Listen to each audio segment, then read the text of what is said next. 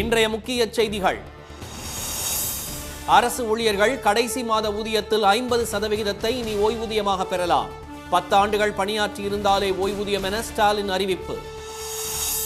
23 ஆண்டுகால கோரிக்கையை நிறைவேற்றியதாக முதல்வருக்கு ஜாக்டோ ஜியோ நன்றி.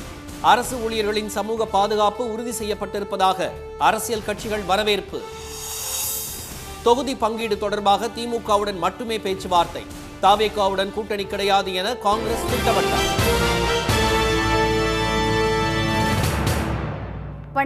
வணக்கம். தமிழ்நாடு அரசு ஊழியர்கள் மற்றும் ஆசிரியர்களின் 23 ஆண்டுகால முக்கிய கோரிக்கையான ஓய்வூதிய திட்டத்தை முதலமைச்சர் திரு மு க ஸ்டாலின் அறிவித்துள்ளார். கடந்த 2003ஆம் ஆண்டு மத்தியில் பாஜகவும் மாநிலத்தில் அதிமுகவும் ஆட்சியில் இருந்தபோது பழைய ஓய்வூதிய திட்டம் நிறுத்தப்பட்டு பங்களிப்பு ஊதிய திட்டம் கொண்டு வரப்பட்டது. அரசு ஊழியர்கள் ஆசிரியர்களிடையே இது கடும் அதிருப்தியை ஏற்படுத்திய நிலையில் மீண்டும் பழைய ஓய்வூதிய திட்டத்தை அமல்படுத்த கோரி அவர்கள் தொடர் போராட்டங்களில் ஈடுபட்டு வந்தனர். இந்நிலையில் திமுக ஆட்சி பொறுப்பேற்றவுடன் பழைய ஓய்வூதிய திட்டத்தை மீண்டும் கொண்டு வருவது தொடர்பாக அமைச்சர்கள் முன்னிலையில் பல சுற்றுகளாக பேச்சுவார்த்தை நடைபெற்றது. மேலும் பல்வேறு ஓய்வூதிய திட்டங்கள் மற்றும் மாநில நிதிநிலை குறித்து ஆராய திரு ககன்தீப் சிங் பேடி தலைமையில் குழு அமைக்கப்பட்டு அதன் பரிந்துரை அண்மையில் முதலமைச்சரிடம் வழங்கப்பட்டது. இந்நிலையில் பழைய ஓய்வூதிய திட்டத்தின் அனைத்து அம்சங்களையும் உள்ளடக்கிய தமிழ்நாடு உறுதியளிக்கப்பட்ட ஓய்வூதிய திட்டத்தை முதலமைச்சர் திரு ஸ்டாலின் இன்று அறிவித்தார். இதன்படி அரசு ஊழியர்கள் மற்றும் ஆசிரியர்கள் இனி தாம் பெறும் கடைசி மாத ஊதியத்தில் 50% ஓய்வூதியமாக பெறுவார்கள். இந்த புதிய முறையில் ஓய்வூதியம் பெறுவோருக்கு ஆண்டுதோறும் 6 மாதங்களுக்கு ஒருமுறை அரசு அலுவலர்களுக்கு இணையான அகவிலைப்படி உயர்வு வழங்கப்படும். ஓய்வூதியதாரர் இறந்துவிட்டால் அவர் ஏற்கனவே பரிந்துரைத்த குடும்ப உறுப்பினருக்கு அவர் பெற்று வந்த ஓய்வூதியத்தில் 60% குடும்ப ஓய்வூதியமாக வழங்கப்படும். அரசு அலுவலர்கள் ஆசிரியர்கள் ஓய்வு பெறும்போதும் பணிக்காலத்தில் இறக்க நேரிடும் போதும் அவரின் பணி காலத்திற்கேற்ப 25 லட்சம் ரூபாய் பணிக்கொடை வழங்கப்படும். 10 ஆண்டு காலம் பணியாற்றி இருந்தாலே குறைந்தபட்ச ஓய்வூதியம் வழங்கப்படும் என்றும் அறிவிக்கப்பட்டுள்ளது. கடந்த 2003ஆம் ஆண்டுக்கு பிறகு பணிக்கு சேர்ந்து இடைப்பட்ட காலத்தில் ஓய்வூதியமின்றி பணி ஓய்வு பெற்றவர்களுக்கும் சிறப்பு கருணை ஓய்வூதியம் அளிக்கப்படும். இந்த புதிய திட்டத்தை அறிமுகப்படுத்துவதால் ஏற்படும் கூடுதல் நிதி 13,000 கோடி ரூபாய் செலவை தமிழக அரசே ஏற்கும் என்று முதலமைச்சர் திரு ஸ்டாலின் அறிவித்துள்ளார். இந்த ஓய்வூதிய அறிவிப்பு வரலாற்று முக்கியத்துவம் வாய்ந்தது என்று கூறிய ஜாக்டோ ஜியோ நிர்வாகிகள் தலைமைச் செயலகத்தில் முதலமைச்சரை சந்தித்து இனிப்பு வழங்கி நன்றி தெரிவித்தனர்.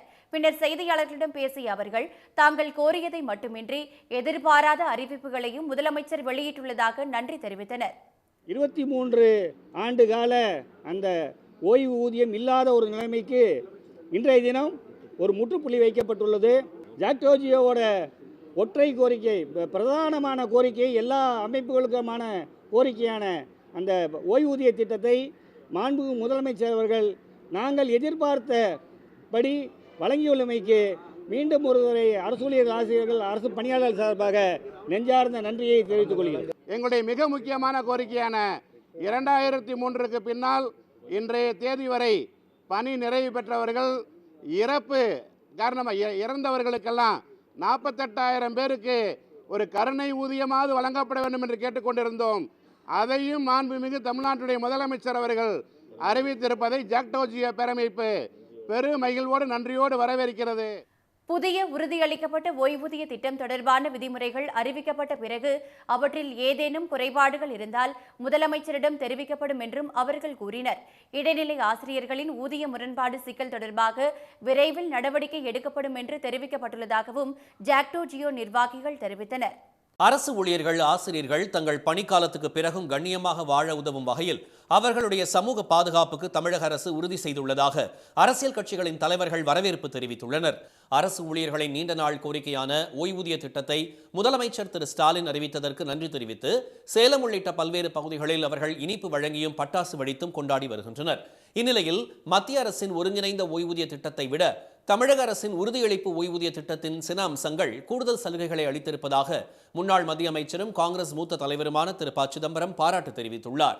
தமிழக காங்கிரஸ் தலைவர் திரு செல்வ பெருந்தகை வெளியிட்ட அறிக்கையில் அரசுக்கு கூடுதல் நிதிச்சுமை ஏற்பட்டாலும் புதிய ஓய்வூதிய திட்டத்தை அறிவித்துக் கொடுத்த வாக்குறுதியை முதலமைச்சர் நிறைவேற்றியிருப்பதாக கூறியுள்ளார். இந்திய கம்யூனிஸ்ட் மாநில செயலாளர் திரு மு வீரபாண்டியன் வெளியிட்டுள்ள அறிக்கையில் அரசு ஊழியர்கள் பணி ஓய்வு காலத்துக்கு பிறகும் கண்ணியமாக வாழும் உரிமையை ஒன்றிய பாஜக அரசு மறுத்து பறித்த நிலையில் அவர்களின் சமூக பாதுகாப்பை தமிழ்நாடு அரசு உறுதி செய்திருப்பது நாட்டுக்கே முன் உதாரணமாக அமையும் என பாராட்டியுள்ளார். மத்திய பாஜக அரசு தமிழ்நாட்டுக்கு வழங்க வேண்டிய நிதி பங்கீட்டை வழங்காமல் வஞ்சித்து வரும் நிலையிலும் அரசு ஊழியர்கள் ஆசிரியர்கள் கோரிக்கையை தமிழக அரசு நிறைவேற்றியிருப்பதாக கூறியுள்ள மார்க்சிஸ்ட் கட்சியின் மாநில செயலாளர் திரு பே சண்முகம் அதை உடனே அமலாக்கக்கூடிய விதத்தில் அரசாணை வெளியிட வேண்டும் என்று கோரிக்கை விடுத்துள்ளார். அரசு ஊழியர்கள் வரவேற்று மகிழ்வது போல் தாமும் வரவேற்பதாக கூறியுள்ள பாமக நிறுவனர் டாக்டர் ராமதாஸ் விடுபட்ட ஊழியர்கள் மற்றும் நிரந்தர பணியில் இல்லாதவர்கள் நலன் காக்கும் அறிவிப்புகளையும் முதலமைச்சர் வெளியிட வேண்டும் என்று கோரிக்கை விடுத்துள்ளார். அரசு ஊழியர்கள் வயிற்றில் பால் வார்த்திருப்பதாக விடுதலை சிறுத்தைகள் கட்சி தலைவர் திரு தொல் திருமாவளவன் பாராட்டு தெரிவித்துள்ளார். சட்டமன்ற தேர்தல் தொகுதி பங்கீடு தொடர்பாக திமுகவுடன் மட்டுமே பேச்சுவார்த்தை நடைபெற்று வருவதாக காங்கிரஸ் திட்டவட்டமாக தெரிவித்துள்ளது. 2021 சட்டமன்ற தேர்தலில் திமுக கூட்டணியில் 25 தொகுதிகளில் போட்டியிட்ட காங்கிரஸ் 18 இடங்களில் வென்றது. இதேபோல் 2024ஆம் ஆண்டு நாடாளுமன்ற தேர்தலில் காங்கிரஸ் கட்சிக்கு புதுச்சேரி உட்பட 10 தொகுதிகள் ஒதுக்கப்பட்டு அனைத்திலும் அக்கட்சி வெற்றி பெற்றது. இந்நிலையில் வரும் சட்டமன்ற தேர்தல் கூட்டணிக்காக திரு விஜய் தலைமையிலான தாவேகாவுடன் காங்கிரஸ் பேச்சுவார்த்தை நடத்துவதாக சமூக வலைதளங்களில் வதந்தி பரவியது. இந்நிலையில் சென்னையில் செய்தியாளர்களிடம் பேசிய காங்கிரஸ் மேலிட பொறுப்பாளர் திரு கிரிஷ் சோடங்கர் சமூக வலைதளங்களில் பரவி வரும் தகவலில் உண்மை இல்லை என்று திட்டவட்டமாக மறுப்பு தெரிவித்தார். திமுகவுடன் தொகுதி பங்கீடு தொடர்பான பேச்சுவார்த்தை சுமூகமாக நடைபெற்று வருவதாக அவர் கூறினார். Because we are interested in the alliance, we took the decision 1.5 months back by forming the committee, and we called on the chief minister. We told them also that we want to have the alliance first. I am confident that we have a long-standing relation with them, most trusted allies. I am confident that they will soon, at an early date, they will close this issue. சட்டமன்ற தேர்தலில் திமுக கூட்டணியில் காங்கிரஸ் எத்தனை தொகுதிகளில் போட்டியிடும் என்பதை விரைவில் அறிவிக்க உள்ளதாக கூறிய திரு கிரிஷ் சோடங்கர் சட்டமன்ற தேர்தலுக்காக காங்கிரஸ் சார்பில் 5000 விருப்ப மனுக்கள் பெறப்பட்டுள்ளதாகவும் தெரிவித்தார். பெண்கள் குழந்தைகளுக்கு எதிரான குற்றங்களை விசாரிப்பதை எச்சரிக்கையுடன் கையாள வேண்டும் என்று காவல்துறையினருக்கு முதலமைச்சர் திரு மு.க. ஸ்டாலின் அறிவுறுத்தியுள்ளார். தமிழ்நாடு சீருடை பணியாளர் தேர்வு வாரியத்தால் தேர்வு செய்யப்பட்ட 621 காவல் உதவி ஆய்வாளர்கள் மற்றும் 129 தீயணைப்பு நிலைய அலுவலர்களுக்கு பணி நியமன ஆணைகள் வழங்கும் விழா சென்னை கோட்டூர்புரத்தில் நடைபெற்றது. இதில் கலந்து கொண்டு பணி நியமன ஆணைகளை வழங்கி உரையாற்றிய திரு ஸ்டாலின், இனிதான் உங்களுக்கான பொறுப்பும் சமூக கடமையும் அதிகமாகிறது என்றார். காவல்துறையினர் இரும்பு கரம் கொண்டு குற்றங்களை தடுப்பதில் உறுதியாக இருக்க வேண்டும் என்றும் புகார் அளிக்க வருபவர்களிடம் அக்கறை காட்டி மரியாதையுடன் நடந்து கொள்ள வேண்டும் என்றும் அவர் கேட்டுக்கொண்டார். பெண்கள் குழந்தைகளுக்கு எதிரான குற்றங்களை விசாரிக்கும் போது மிக மிக ஜாக்கிரதையாக கையாளணும், சென்சிபிளர் நடந்துக்கணும். இந்த துறைக்கு பொறுப்பு வைக்கிற முதலமைச்சராக இது என்னுடைய கோரிக்கை மட்டும் இல்லை, 100% நீங்கள் கடைபிடிக்க வேண்டிய உத்தரவு. மக்களை காக்கின்ற காவல்துறையினரின் நலனுக்காக ஏராளமான திட்டங்களை அரசு செயல்படுத்தி வருவதாக திரு ஸ்டாலின் கூறினார். குடும்பத்தினருடன் மகிழ்ச்சியாக இருக்க காவலர்களுக்கு வாரம் ஒரு நாள் ஓய்வு வழங்கப்படுவதுடன் காப்பீட்டுத் தொகை 2 மடங்காக வழங்கப்பட்டு வருவதாகவும் முதலமைச்சர் தெரிவித்தார். தமிழ்நாட்டில் நடப்பாண்டின் முதல் ஜல்லிக்கட்டு போட்டி புதுக்கோட்டை மாவட்டம் தச்சங்குறிச்சியில் விறுவிறுப்பாக நடைபெற்றது. புனித விண்ணேற்பு அன்னை ஆலய புத்தாண்டு மற்றும் அந்தோனியார் பொங்கல் விழாவை முன்னிட்டு நடந்த இந்த வீர விளையாட்டுப் போட்டியை அமைச்சர்கள் திரு ரகுபதி, திரு மையநாதன் ஆகியோர் தொடங்கி வைத்தனர். தமிழ்நாட்டின் பல்வேறு மாவட்டங்களிலிருந்து பங்கேற்ற காளைகளை அடக்க ஒரு சுற்றுக்கு 50 மாடுபிடி வீரர்கள் அனுமதிக்கப்பட்டனர். வாடிவாசல் வழியாக சீறி பாய்ந்து வந்த காளைகளை அவர்கள் தீரத்துடன் அடக்கினர். சில காளைகள் ஆக்ரோஷத்துடன் களமாடி வீரர்களை திக்குமுக்காடச் செய்தன.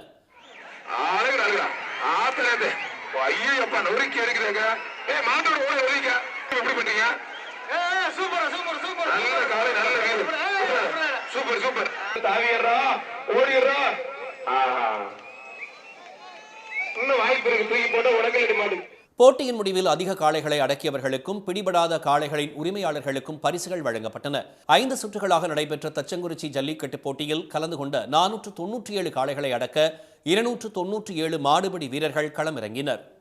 எல்லை தாண்டி மீன்பிடித்ததாக கூறி தமிழ்நாட்டு மீனவர்களை புத்தாண்டில் 2வது முறையாக இலங்கை கடற்படையினர் கைது செய்திருப்பது பரபரப்பை ஏற்படுத்தியுள்ளது. நாகை மாவட்டம் வேதாரண்யம் அடுத்த கோடியக்கரையில் தற்போது மீன்பிடி சீசன் நடைபெற்று வருவதால் வெளி மாவட்ட மீனவர்களும் அங்கு வந்து தங்கி மீன்பிடித்து வருகின்றனர். மயிலாடுதுறை மாவட்டம் தரங்கம்பாடி தாலுகா பெருமாள்பேட்டை மற்றும் சின்னங்குடியை சேர்ந்த 9 மீனவர்கள் கோடியக்கரையிலிருந்து 2 ஃபைபர் படகுகளில் கடலுக்கு சென்றனர். கோடியக்கரைக்கு தென்கிழக்கே இன்று காலை அவர்கள் மீன்பிடித்துக் கொண்டிருந்த போது அங்கு வந்த இலங்கை கடற்படையினர் எல்லை தாண்டியதாக கூறி அவர்களை படகுகளுடன் சிறைப்பிடித்து காரைநகர் கடற்படை முகாமுக்கு கொண்டு சென்றனர். கடந்த 29ஆம் தேதி கடலுக்கு சென்ற தமிழ்நாடு மற்றும் காரைக்காலைச் சேர்ந்த 11 மீனவர்களை இலங்கை கடற்படையினர் துப்பாக்கி முனையில் கைது செய்த நிலையில் மேலும் 9 பேரை கைது செய்துள்ளனர். இதனிடையே மத்திய வெளியுறவு அமைச்சர் திரு எஸ் ஜெய்சங்கருக்கு முதலமைச்சர் திரு மு க ஸ்டாலின் எழுதிய கடிதத்தில் கைது செய்யப்பட்ட தமிழ்நாடு மீனவர்களையும் இலங்கை வசமுள்ள படகுகளையும் விடுவிக்க தூதரக ரீதியான நடவடிக்கை எடுக்க வேண்டுமென வலியுறுத்தியுள்ளார். இனி வருவது செய்தித் துளிகள்.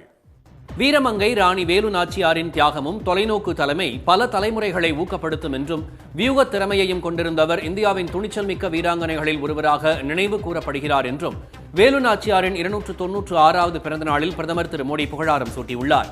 எதிர்க்கட்சித் தலைவர் திரு ராகுல் காந்தி வெளியிட்டுள்ள வலைதள பதிவில் வேலு நாச்சியாரின் துணிவு, தலைமைத்துவம் மற்றும் தியாகம் அடுத்து வரும் தலைமுறைகளுக்கு ஊக்கமளிக்கும் என்று குறிப்பிட்டுள்ளார். வீரமங்கை வேலு நாச்சியார் வீரபாண்டிய கட்டபொம்மன் பிறந்த நாளையொட்டி முதலமைச்சர் திரு மு க ஸ்டாலின் வெளியிட்டுள்ள பதிவில் மிரட்டினால் அடங்கிவிடுவோம் என எண்ணியோர்க்கு தமிழ்நாடு போராடும் என அன்றே காட்டிய வீரச் சுடர்கள்தாம் அவர்கள் இருவரும் என்று கூறியுள்ளார். மதுரை மேம்பாலத்துக்கு வேலு நாச்சியார் பெயரை சூட்டியது, கிண்டி காந்தி மண்டப வளாகத்தில் கட்டபொம்மனுக்கு திருவுருவச் சிலை அமைத்தது போல தமிழ் நிலத்தின் ஆளுமைகளை தரணியெங்கும் கொண்டு சேர்க்கும் பணி தொடரும் என அவர் தெரிவித்துள்ளார். தமிழ்நாடு அரசு சார்பில் சிவகங்கை சூரக்குளத்தில் உள்ள வேலு நாச்சியாரின் நினைவு மண்டபத்தில் அமைந்துள்ள சிலைக்கு அமைச்சர் திரு பெரிய கருப்பன், நாடாளுமன்ற உறுப்பினர் திருமதி தமிழச்சி தங்கபாண்டியன் உள்ளிட்டோர் மரியாதை செலுத்தினர். மகாராஷ்டிரா உள்ளாட்சி தேர்தலில் மகாயுதி கூட்டணி வேட்பாளர்கள் 68 பேர் போட்டியின்றி தேர்வான நிலையில் விசாரணைக்கு பிறகே வெற்றி குறித்த முடிவு அறிவிக்கப்படும் என்று அம்மாநில தேர்தல் ஆணையம் தெரிவித்துள்ளது. வரும் 15ஆம் தேதி உள்ளாட்சி தேர்தலுக்கான வாக்குப்பதிவு நடைபெறவுள்ள நிலையில் கல்யாண், டோம்பிவிலி, புனே, ஜல்கான், பிவாண்டி உள்ளிட்ட நகரங்களில் பாஜகவின் 44 வேட்பாளர்கள் போட்டியின்றி தேர்வு செய்யப்பட்டுள்ளனர். சிவசேனா ஏக்நாத் ஷிண்டே பிரிவின் 22 வேட்பாளர்களும் திரு அஜித் பவார் தலைமையிலான தேசியவாத காங்கிரசின் 2 வேட்பாளர்களும் போட்டியின்றி தேர்வாகியுள்ளனர். இந்த 68 பேருக்கு எதிராக களமிறங்கியவர்கள் வேட்பு மனுக்களை திரும்ப பெற்றதற்கு மிரட்டல் காரணம் என்றும் சிலர் விலைக்கு வாங்கப்பட்டதாகவும் குற்றச்சாட்டுகள் எழுந்தன. இது தொடர்பாக தேர்தல் நடத்தும் அதிகாரிகள் விசாரணை நடத்தி அறிக்கை தாக்கல் செய்ய மாநில தேர்தல் ஆணையம் உத்தரவிட்டுள்ளது. மதுராந்தகம் அருகே 100 நாள் வேலை திட்ட பணியை பார்வையிடச் சென்ற காங்கிரஸ் முன்னாள் எம்பி திடீரென உண்ணாவிரதத்தில் ஈடுபட்டதால் பரபரப்பு ஏற்பட்டது. பாதிரி ஊராட்சி ரெட்டிப்பாளையத்தில் 100 நாள் வேலை திட்டத்தில் பணி செய்யும் 100க்கும் மேற்பட்ட பெண்களை காஞ்சிபுரம் முன்னாள் எம்பி திரு விஸ்வநாதன் சந்தித்த போது வேலை முழுமையாக வழங்கப்படவில்லை என அவர்கள் புகார் தெரிவித்தனர். முழுமையாக வேலை வழங்காததற்கும் ஊரக வேலைவாய்ப்பு திட்டத்துக்கு சூட்டியிருந்த மகாத்மா காந்தி பெயரை மத்திய அரசு நீக்கியதற்கும் எதிர்ப்பு தெரிவித்து திரு விஸ்வநாதன் உண்ணாவிரதம் மேற்கொண்டார். காவல்துறையினர் பேச்சுவார்த்தை நடத்தியதை அடுத்து அவர் உண்ணாவிரதத்தை கைவிட்டுச் சென்றார். திருச்சி மாவட்டம் மணப்பாறை அருகே கிராம ஊராட்சி 2ஆக பிரிக்கப்படுவதை கண்டித்து 18 கிராம மக்கள் உண்ணாவிரதத்தில் ஈடுபட்டனர். புத்தாநத்தம் ஊராட்சியை புத்தாநத்தம் மற்றும் இடையப்பட்டி என 2 ஊராட்சிகளாக பிரித்து அரசாணை வெளியிடப்பட்டது. இதை ரத்து செய்ய வலியுறுத்தி மெய்யம்பட்டி, பாறைப்பட்டி, இடையப்பட்டி, வெள்ளையகவுண்டம்பட்டி, கணவாய்ப்பட்டி, கருஞ்சோலைப்பட்டி உள்ளிட்ட 18 கிராமங்களைச் சேர்ந்த பொதுமக்கள் புத்தாநத்தத்தில் ஒரு நாள் அடையாள உண்ணாவிரத போராட்டம் நடத்தினர். நெல்லை தொகுதி வரைவு வாக்காளர் பட்டியலில் உயிரோடு இருப்பவரின் பெயர் இறந்தவர் என கூறி நீக்கப்பட்டுள்ளதாக புகார் எழுந்துள்ளது. அத்தொகுதியில் 42,119 வாக்காளர்கள் நீக்கப்பட்டுள்ள நிலையில் வாக்குரிமையை இழந்தவர்கள் வழக்கு தொடரப்போவதாக தெரிவித்தனர். நான் 2002லிருந்தே நான் வாக்கு செலுத்திக்கிட்டு இருக்கேன். ஆனால் இந்த முறை தான் என்னுடைய வாக்கு இறந்தவர் பட்டியலில் இருக்குது. வரைவு வாக்காளர் பட்டியலில் என்னுடைய வாக்குரிமை பறிக்கப்பட்டிருக்கு. நாங்கள் அடுத்த கட்ட நடவடிக்கையாக நாங்கள் மதுரை உயர்நீதிமன்றத்தில் வழக்கு தொடுக்கலாம் என்று இருக்கிறேன். தென்காசி சுற்றுவட்டார பகுதிகளில் பெய்து வரும் மழை காரணமாக தாமிரபரணியில் நீர்வரத்து அதிகரித்துள்ள நிலையில் ஸ்ரீவைகுண்டம் அணையை தாண்டி வினாடிக்கு 5000 கனஅடி நீர் வீணாக கடலில் கலப்பதாக விவசாயிகள் வேதனை தெரிவித்துள்ளனர். ஆண்டிப்பட்டி அருகே வைகை அணை மீன்வளத்துறை உதவி இயக்குநர் அலுவலகத்தில் குடும்ப தலைவிகளுக்கான பிரத்யேக மீன் உணவு தயாரிப்பு மற்றும் விற்பனை பயிற்சியில் ஏராளமானோர் ஆர்வமுடன் கலந்து கொண்டுள்ளனர். கிராமப்புற பெண்களின் பொருளாதாரத்தை உயர்த்தும் வண்ணம் தமிழ்நாடு அரசின் சிறப்பு வாழ்வாதார திட்டத்தின் கீழ் கடந்த 30ஆம் தேதி தொடங்கிய இந்த பயிற்சி முகாம் வரும் 21ஆம் தேதி வரை நடைபெற உள்ளது. இலங்கையில் சாலையை கடக்க உதவியவரை யானைகள் வணங்கி நன்றி தெரிவித்த காட்சி சமூக வலைதளங்களில் பரவி வருகிறது. வனத்திலிருந்து வெளியேறிய சில யானைகள் அனுராதபுரம் பகுதியில் வாகன போக்குவரத்தை பார்த்து வீதியை கடந்து செல்ல அச்சப்பட்டு ஓரமாக காத்திருந்தன. அதை கவனித்த ஒரு இளைஞர் போக்குவரத்து காவலராக மாறி இருபுறங்களில் இருந்தும் வந்த வாகனங்களை சைகை மூலம் நிறுத்தி யானைகள் பாதுகாப்பாக கடந்து செல்ல உதவினார். யானை கூட்டம் வீதியை கடந்தபோது வரிசையில் கடைசியாக வந்த சில யானைகள் தங்களுக்கு உதவிய இளைஞரை நோக்கி துதிக்கையை உயர்த்தி வணங்கிய காட்சி காண்போர் மனதை நிகழ வைப்பதாக உள்ளது. சங்கரன்கோவில் மலர் சந்தையில் கேந்திப்பூ விலை வீழ்ச்சியடைந்ததால் விவசாயி ஒருவர் தனது பூந்தோட்டத்தை டிராக்டர் மூலம் உழுது அளித்தார். பூ பறித்த செலவுக்கு கூட விலை கிடைக்கவில்லை என அவர் வேதனையுடன் கூறினார். பிற உழவடி, மருந்தடி, வாரத்துக்கு 500 ரூபாய்க்கு மருந்து அடிக்கணும் அப்படின்னு 4-5 மருந்து அடிச்சிருக்கேன். 70 நாள் ஒரு மாசல். இந்த வார சமயத்தில் விலை இல்லை. நிறைய சம்சாரி இதவா போடுறாங்க ஐயா சங்கரங்களை சுற்றி. தூத்துக்குடி திரேஸ்புரம் மீன்பிடி துறைமுகத்தில் மீன்களை வாங்க பொதுமக்களின் கூட்டம் அலைமோதியதால் மீன்களின் விலை உயர்ந்து காணப்பட்டது. 1 கிலோ ஷீலா 1200 ரூபாய், நண்டு கிலோ 900 ரூபாய் என விற்பனையானது. 500 ரூபா விற்கிற பாறை மீன் கூட 800 ரூபா போகுது. வெலை மீன் எல்லாமே இன்னைக்கு ரேட்டு போகுது. மோஸ்டா மக்கள் எல்லாருமே ஏமாத்தோட திரும்புறது தான் பார்க்க முடியுது. இதை பார்த்தா கொஞ்சம் வருத்தமாக தான் இருக்கு எங்களுக்கு. தருமபுரி மாவட்டம் பாலக்கோடு சுற்றுவட்டாரத்தில் காடு செட்டிப்பட்டி, வெள்ளிசந்தை, புலிக்கரை உள்ளிட்ட இடங்களில் காலை வேளையில் கடும் பனிப்பொழிவு நிலவுவதால் வாகன ஓட்டிகள் சிரமத்திற்கு ஆளாகி வருகின்றனர். கிருஷ்ணகிரி மாவட்டம் ஊத்தங்கரை, காரப்பட்டு, குன்னத்தூர் உள்ளிட்ட பகுதிகளிலும் எதிரே வரும் வாகனங்கள் தெரியாத அளவிற்கு பனிமூட்டம் நிலவியதால் வாகன ஓட்டிகள் முகப்பு விளக்குகளை எரியவிட்டபடி சென்றனர். சென்னையில் இன்று ஆபரண தங்கத்தின் விலை சவரனுக்கு 160 ரூபாய் அதிகரித்து ஒரு சவரன் 1,800,000 ரூபாயாகவும், ஒரு கிராம் 12,600 ரூபாயாகவும் உள்ளது. வெள்ளி விலை கிராமுக்கு 3 ரூபாய் உயர்ந்து ஒரு கிராம் 257 ரூபாயாக உள்ளது. மீண்டும் இன்றைய முக்கிய செய்திகள். தமிழ்நாடு அரசு ஊழியர்கள் மற்றும் ஆசிரியர்களின் 23 ஆண்டுகால முக்கிய கோரிக்கையான ஓய்வூதிய திட்டத்தை முதலமைச்சர் ஸ்டாலின் அறிவித்துள்ளார். சட்டமன்ற தேர்தல் தொகுதி பங்கீடு தொடர்பாக திமுகவுடன் மட்டுமே பேச்சுவார்த்தை நடைபெற்று வருவதாக காங்கிரஸ் திட்டவட்டமாக தெரிவித்துள்ளது. வெனிசுலா மீது திடீரென வான்வழி தாக்குதலை தொடங்கியுள்ள அமெரிக்கா அதிபர் நிக்கோலஸ் மதுரோவை நாடு கடத்திவிட்டதாக அறிவித்துள்ளதால் அந்நாட்டில் பெரும் பதற்றம் நிலவுகிறது. இத்துடன் இந்த செய்திகள் நிறைவடைகின்றன. மீண்டும் சன் டிவியில் செய்திகள் நாளை காலை 7:30 மணிக்கு. செய்திகளை உடனுக்குடன் தெரிந்து கொள்ள QR கோடை ஸ்கேன் செய்து சன் நியூஸ் வாட்ஸ்அப் சேனலில் இணைந்திருங்கள். வணக்கம். வணக்கம்.